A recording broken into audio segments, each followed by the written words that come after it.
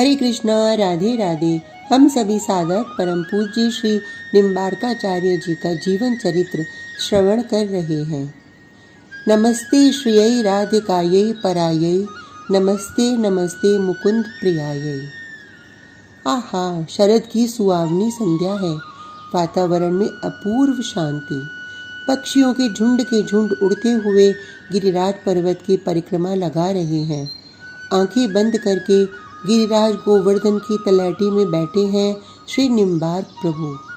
आहा, वो एक है, क्योंकि उपनिषद वाक्य है अहम ब्रह्मास्मि। ये अद्वैत की चर्चा उपनिषद करती है, तो मिथ्या कैसे हो सकता है। फिर श्री निम्बार्क प्रभु विचार करते हैं, द्वा सुपर्णा सयुजा सखायौ। ये भी तो उपनिषद कहते हैं। दो पक्षी हैं, एक जीवात्मा और एक परमात्मा। एक वृक्ष में है, दोनों ही पंख वाले हैं, दोनों ही सजातीय हैं। फिर ये तो द्वैत हुआ। निम्बार्क प्रभु आनंदित होते हैं। दोनों ही सत्य हैं, द्वैत भी और अद्वैत भी। गौ चर रही है गिरिराज की तलैटी में। पास में ही हिरनियां बैठी हैं और जुगाली कर रही हैं। अपने ही बच्चों की उछल कूद से कुछ चिढ़ सी रही हैं ये हिरनियां। वो उठती हैं और निम्बार्क प्रभु के पास आती हैं। उनके माथे को सूंघती हैं, पर निम्बार्क प्रभु तो ध्यान मग्न है। मोरों का झुंड एकाएक उड़ते हुए पास में ही आ गया है। वो नाच रहे हैं, मानो निम्बार्क प्रभु को रिझाने का प्रयास कर रहे हैं, पर निम्बार्क तो गहरे चले गए हैं ध्यान में। श्री कृष्ण की सखा मंडली है। सब सखा कन्हैया से बड़े हैं, पर एक सखा है जो श्री कृष्ण से भी छोटा है। तो हाँ, यही नाम है। तो तुम्हें नृत्य आता है? कन्हैया ने आज अकेले में पूछ लिया था। सब ग्वाल सखा कह रहे हैं तो को नृत्य बढ़िया आता है और सिखाता भी बढ़िया है। बरसाने की सखियों को यही तो सिखाता है। तो मंद मुस्कुराते हुए खड़े हैं। हे तो मेरे मित्र, मेरे सखा, तू अपने कन्हैया को नहीं सिखाएगा? बरसाने की सखियां? कन्हैया छेड़ते हुए बोले, बरसाने की सखियों को ही सिखाएगा ना तू तो? तुम कितना बोलते हो। तोक ने पास में जाकर अपना हाथ कृष्ण के मुख में रख दिया था। मैंने कहा क्या है कि मैं तुमको नहीं सिखाऊंगा? उछल गए श्री कृष्ण। सच? तू मुझे सिखाएगा? मेरी ये सारी विद्या तुम्हारे लिए ही तो है मेरे श्याम सुंदर। ये कहते हुए तोक ने श्री कृष्ण चरणों में अपने हाथ रख दिए। अब देख तो मुझे ये बिल्कुल अच्छा नहीं लगता कि तू बार बार मेरे पैरों में गुलगुली करता है। मैंने गुलगुली कहाँ की है? तोक हंसते हुए बोला। तू मेरे पैर बहुत छूता है, तब मेरी गुलगुली नहीं लगेगी क्या? कृष्ण ने नाटकीय रोष प्रकट किया। मैंने न तुम्हारे चरण छुए हैं। तोष के ये कहते ही तपाक से मोर मुकुटधारी बोल गए, तो क्या कर रहा था मेरे पैर में? अपनी सारी विद्याएं तुम्हारे चरणों में चढ़ा रहा था। भाव की उच्चावस्था में पहुंचकर तो बोल रहा था। अच्छा, झूठे? कृष्ण ने इतना ही कहकर इस बात को यहीं खत्म किया और अपने मूल मुद्दे में आ गए। देख तो, मैं तुझे ही बता रहा हूँ, कल बरसाने में सखियों ने नृत्य प्रतियोगिता रख दी है। किसके साथ? मुस्कुराते हुए तोक बोला। अब तू मुझे छेड़ रहा है?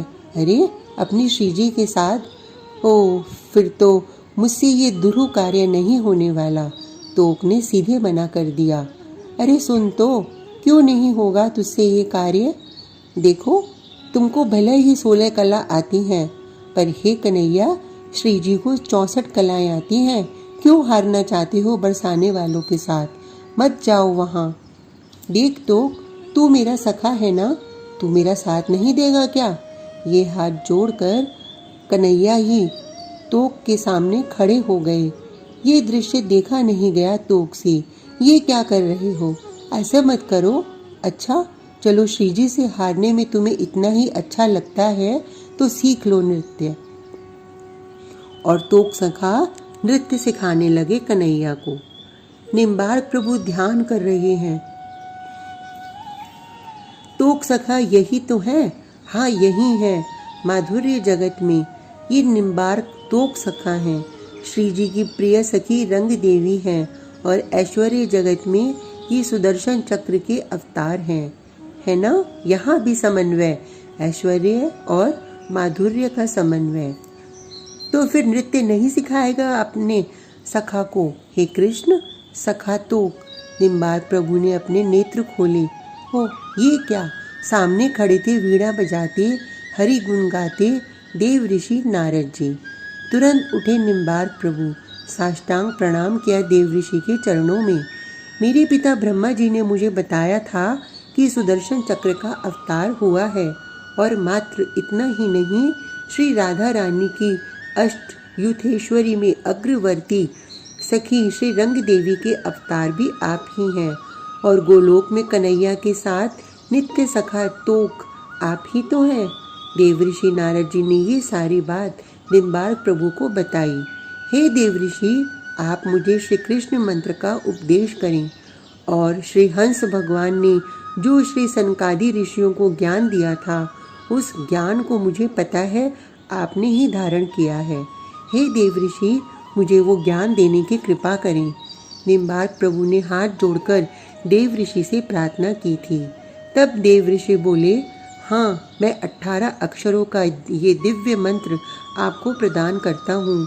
हे निम्बार्क, ये मंत्र अति प्राचीन है। इसका कोई भी जीव अनुष्ठान करे तो उसे प्रत्यक्ष श्री कृष्ण के दर्शन होंगे ही।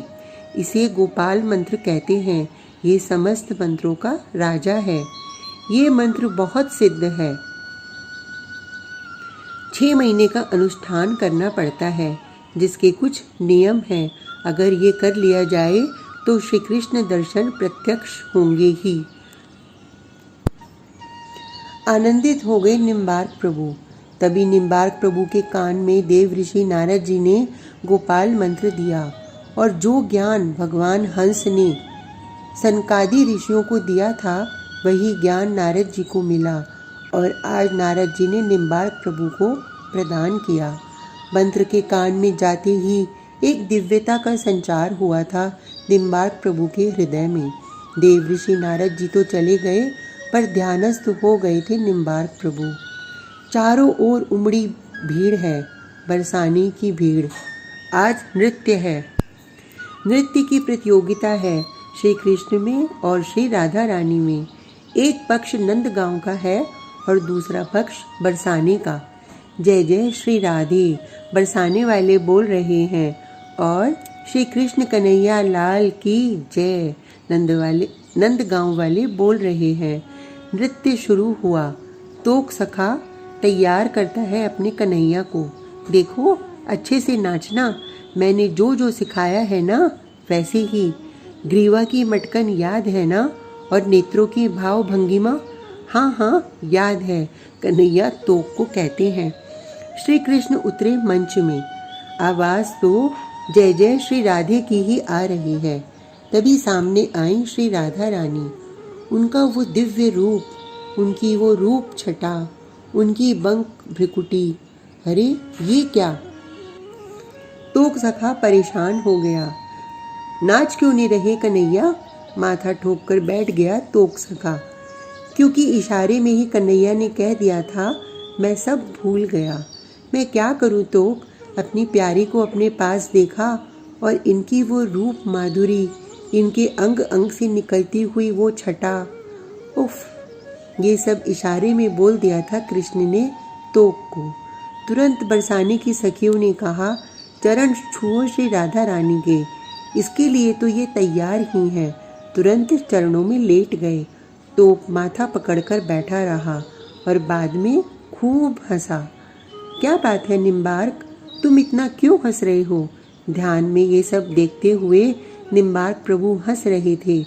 पिता अरुण ऋषि आ गए थे खोजते खोजते अपने पुत्र निम्बार्क को।